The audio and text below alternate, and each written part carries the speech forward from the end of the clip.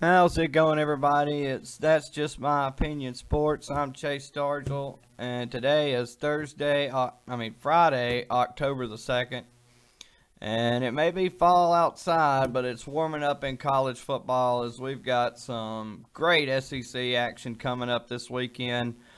Two top 15 matchups as we've got Auburn and Georgia, Alabama, Texas A&M, and that's about all it in the top 15 matchups, but still some other great matchups taking place.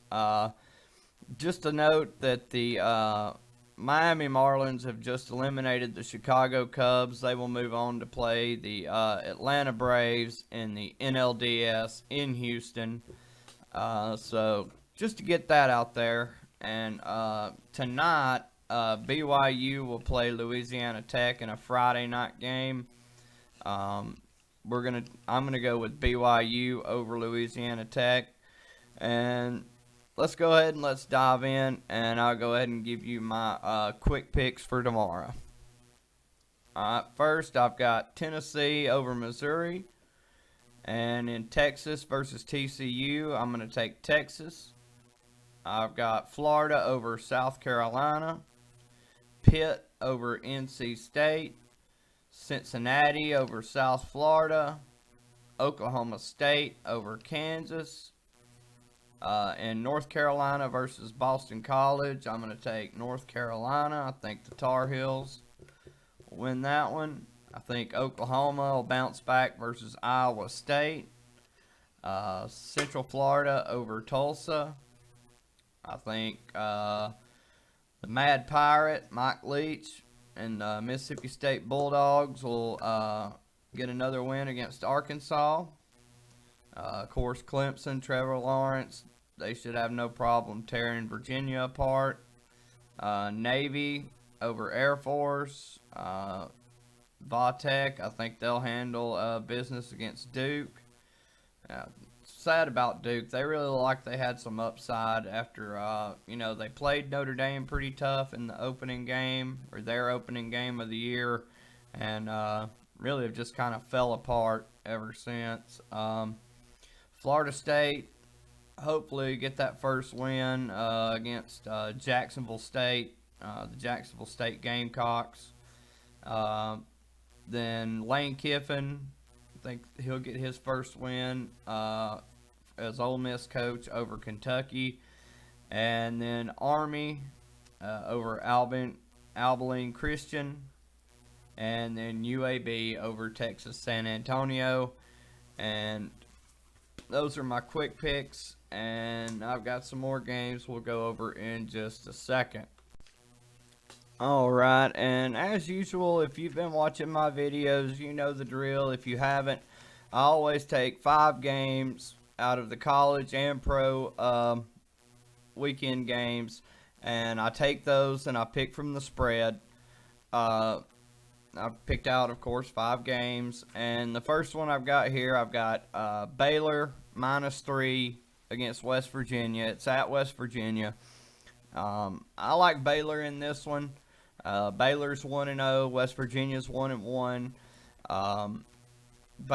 West Virginia's coming off a loss at Oklahoma State.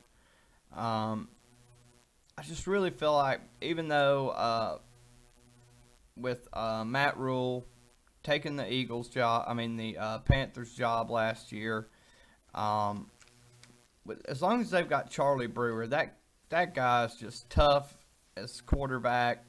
I feel like he's more of the glue. He's still a remnant of that. Gosh. Sorry about that, of the Matt Rule regime. But Charlie Brewer, to me, he's the glue of the Baylor offense. And, they had so many of their first games canceled due to the COVID, the beer flu, excuse me. They finally got their first game last week, and they crushed Kansas. Charlie Brewer, I think he was, he only had a modest 142 yards and a touchdown. I think they pulled him pretty early. Tristan Ebner, he had a rushing touchdown, a receiving touchdown. He had a kickoff and a punt return for a touchdown, 4 TDs and all. So, I mean, there's talent on this Baylor roster. Neil Brown at West Virginia, still trying to get things going after the mess he took over when he took over at West Virginia, the situation he was left. So, not that the cupboard's bare at the Mountaineers, but they went from Dana Holgerson's spread it out type of offense to Neil Brown's more tight, just different philosophies. And they're still adjusting. So, they did play Oklahoma State tough, but just overall, I think Baylor has more talent, and I think they'll cover the 3 points. And obviously, I could see about the same as the Oklahoma State score, 31-20, 34-20, something like that, or maybe a little bit closer, 24-20, 27-20, something like that. I could see it between a touchdown and 2 touchdowns, either way. But I like Baylor over West Virginia, and that's my first pick. All right, and then my next pick, you've got pretty much the polar opposites in the Big 12. In this Big 12 matchup, you got Texas Tech versus Kansas State. Both of them, let's put it like this. Texas Tech was up by 15 with about 3 minutes left over number 8 Texas at the time. On the other hand, Kansas State was down 3 touchdowns in the fourth quarter to number 3 Oklahoma at one point in the game. Then you flip this way at the games, at the final scores, you've got Kansas State beating Oklahoma 38-35, and you've got Texas Tech losing to Texas 63-56 in overtime. And just the way those two teams had their worlds turned inside out. A great way for Kansas State. Gut-wrenching, heartbreaking for Texas Tech, especially at home. Just heartbreaking, which Kansas State already had their hearts broken at home by Arkansas State earlier in the year. So theirs was kind of revenge, I guess, which, that's just the way college football is. That's what makes it so great. One weekend you can lose to Arkansas State. Next weekend you're beating Oklahoma. But Kansas State really just shocked, and Texas Tech really could have just ruined the Big 12's entire playoff chances had they beaten Texas. That was really the Big 12's worst nightmare had Texas Tech held on in that game. But Sam Ehlinger pulled it out somehow. Getting that touchdown, onside kick, scoring the touchdown, and going for 2. I mean, it was pretty wild how Texas pulled that out. But you still hate it for a team like Texas Tech losing at home like that, and for the Red Raider fans, the amount that were actually allowed there to go. But plenty of them were watching. But let's have a look at this game, because I'm looking at the 2 quarterbacks. You look at Texas Tech's quarterback, Alan Bowman. He's had a pretty up and down year. He's passed for 7 touchdowns and 4 picks. He's thrown for 761 yards. And then Skylar Thompson, in 3 games, he's thrown for 593 yards and 3 touchdowns.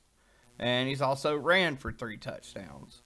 So, to me, I give the edge to Skylar Thompson in Kansas State. And to me, I think Kansas State, even before they beat Oklahoma, I think they had the better team. They really should be undefeated. They never should have lost to Arkansas State.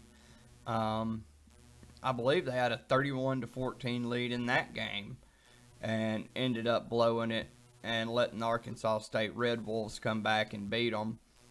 If I'm not mistaken, I know they had at least a 2-touchdown lead in that game that they let slip away.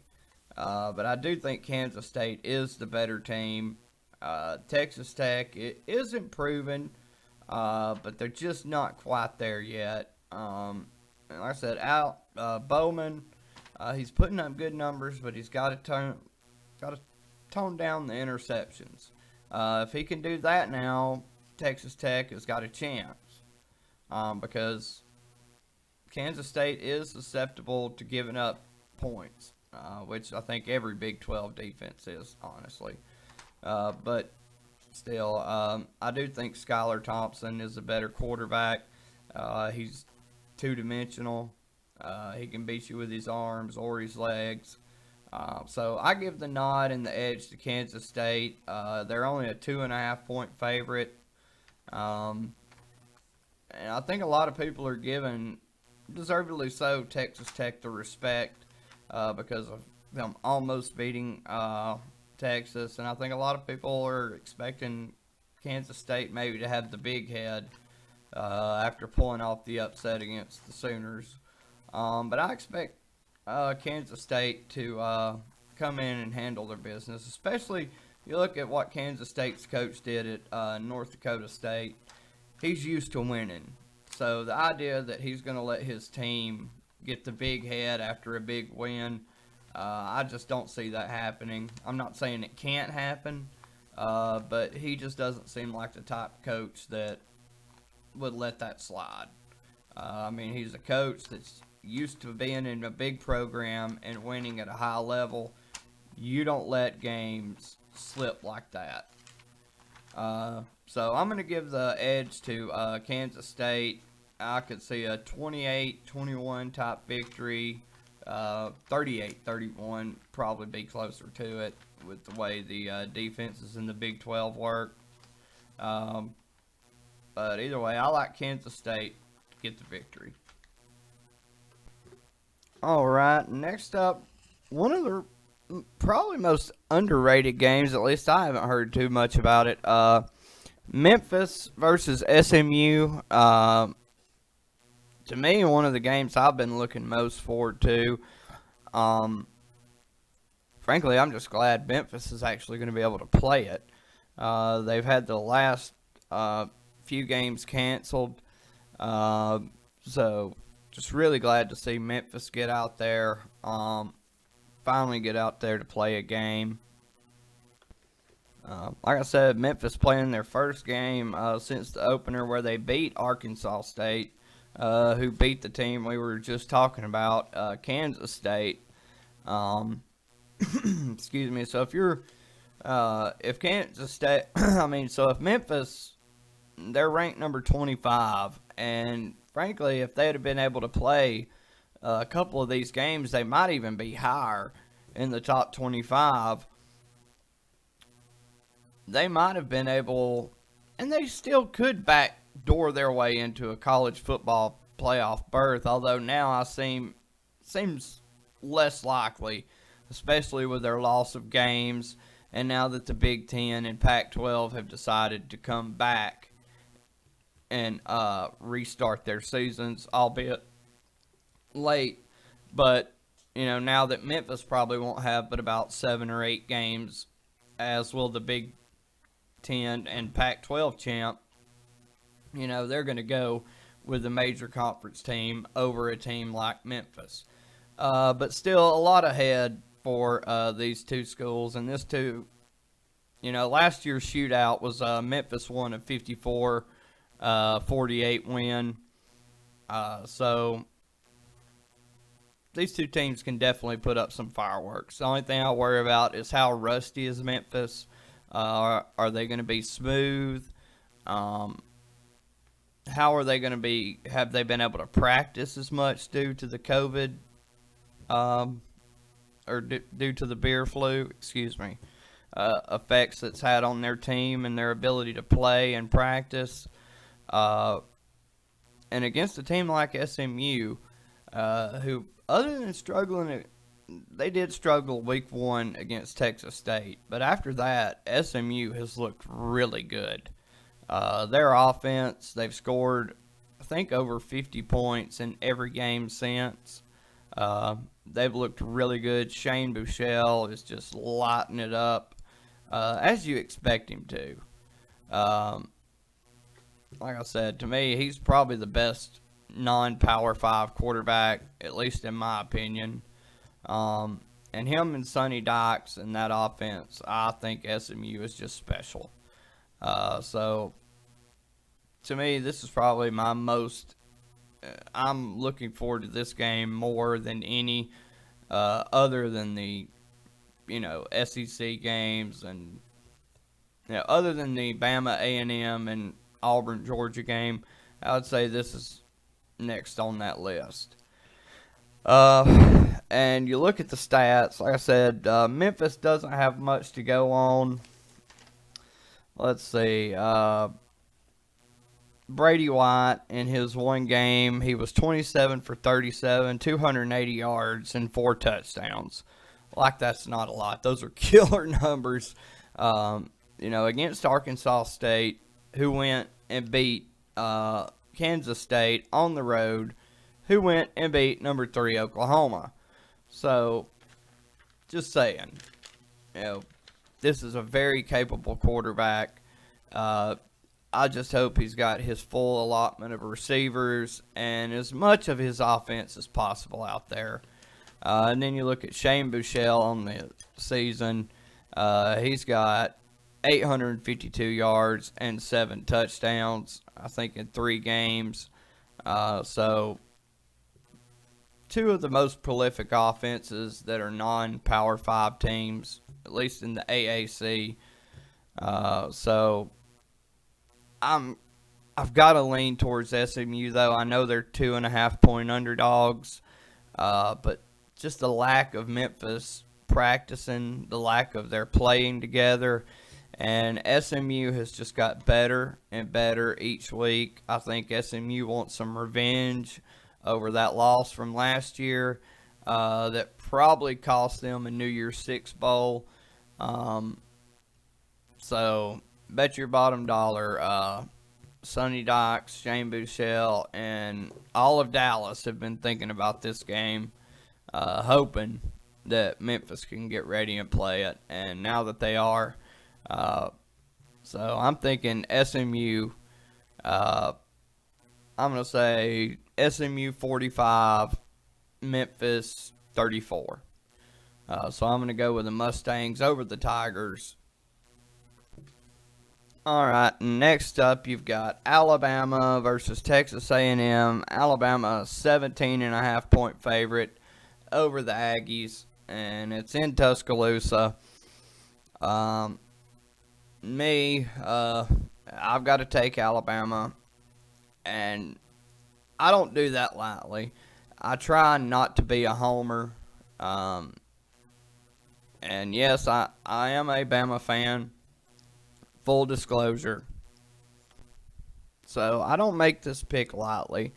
You look at what Alabama did against Missouri last week, and I know Missouri, what they had missing going into that game. And Mac Jones and Jalen Waddle started out real nice. Waddle had the 3 touchdowns in the first half. Mac Jones looked sharp. I think he was 18 to 24, 249 yards. He had the 2 touchdowns. Yeah. Let's just talk big picture here, 30,000 feet. Sorry about that. But anyways, Alabama jumped all over Missouri in the first half. And really, though, in the second half, and I know they brought in Bryce Young, but they got too lackluster in the second half, especially on defense. Now, I know the touchdowns they give up were late, but Missouri actually drove the ball 2 other times, and Alabama got lucky that they came away with 0 points on those 2 drives as well. Because if Missouri had scored on those, that the game might have had a different feel, and you don't know how it might have turned out differently. Saban might have had to bring Mac Jones back in because Bryce Young really struggled at times. So I kind of wonder, which I know during COVID, Nick Saban wants to get these guys, these younger guys, more experience, and with the secondary being very young, that's a big concern for him. Which kind of makes this pick a little bit weary for me, especially with Kellen Mond, a fifth-year senior from Texas A&M. Jimbo Fisher, one of the best in college football, one of the few coaches out there with a national championship ring, with what he did at Florida State, and this is his 3rd year with Kellen Mond. I just don't think he's been able to get the receiving core built up he would like to have had, and Mond hadn't developed as the pure passer that Jimbo Fisher had hoped to. And Mond, even though he didn't put up great numbers, and now he didn't throw an interception last week against Vandy, but the offense did turn the ball over 3 times. They had 3 fumbles. Now, Vandy, they usually put out a tough defense. But when you got a 5th-year quarterback and you're playing at home, it's your season opener. Now maybe A&M was looking ahead a little bit. Maybe they were trying to conceal something. I don't know. Maybe give them the benefit of the doubt. But, you know, you only beat Vanderbilt 17-12.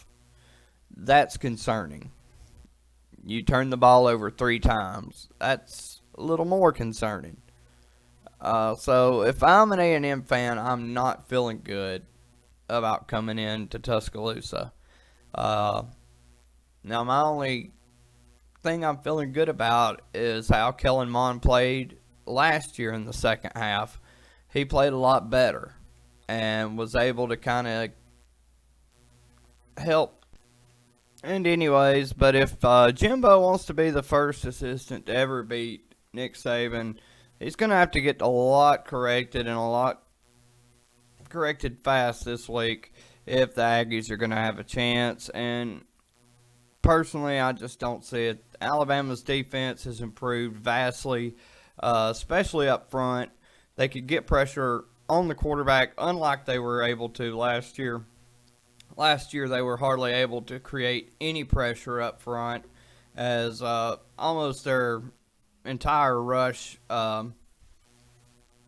defense was gone from the year before, and they were just, the players they did have returning were banged up and injured. I mean, they did have Terrell Lewis, but you know, when you've got one solid player, you know, you could kind of tee off on him. So Alabama's vastly improved, especially up the middle on the pass rush, and the only way A&M, if they can exploit the deep game, the deep ball with Kellen Mond, and spread Alabama out deep, they do have an opportunity there to keep it close. And if they can force Mac Jones to make mistakes, they do have a chance. I don't think they'll do it, especially, I haven't even mentioned Najee Harris, and I think he had 17 carries for 98 yards and 2 touchdowns as well. So Alabama's got multiple ways they can beat you, and I see Alabama not only covering the spread, but handling A&M pretty well. I've got Alabama winning 41-13 at home over the Aggies to start the season 2-0. And last but not least, our game of the week, we've got clean old-fashioned hate between or South's oldest rivalry and Auburn versus Georgia. Auburn a 6.5 point underdog, or under Tiger, if you will. I just happen to like Auburn in this game. The way Georgia looked, their quarterback situation, and I'm definitely a firm believer that you don't have to have a great quarterback, but you have to have at least a solid quarterback or somebody the team believes in. You have to at least have a manager at the quarterback position, or at least something. And to me, Georgia probably has a lot more talent than Auburn. I'm not even going to say probably, they do. Their recruiting class proves it. Now Auburn's not that far behind, but probably not as far behind as I made it sound. But Georgia, it shouldn't be this way as far as the quarterback position. Now JT Daniels has been cleared medically. But how fresh is he? How entwined with the offense is he? Is he going to be fresh? Does he know these receivers well? How much practice has he had with the offense? All that's unknown. Now, Georgia struggled to run the ball against the Hogs. They only had 121 yards rushing. And that's Georgia's staple. They're the meat and potatoes. Usually they're the team that runs for 280 yards and passes for about 140 to 160. That's Kirby Smart's MO. And if Georgia can't run the ball, and Auburn's not going to let them either. Kevin Steele, one of the best defensive coordinators in the SEC, he's not going to make it easy on Georgia. He's not just going to let them line up 3 or 4 yards in a cloud of dust. Now, Auburn did lose talent off that front seven from last year, but Auburn's able to replace, not at the level of Alabama and Georgia, but they can still replace talent.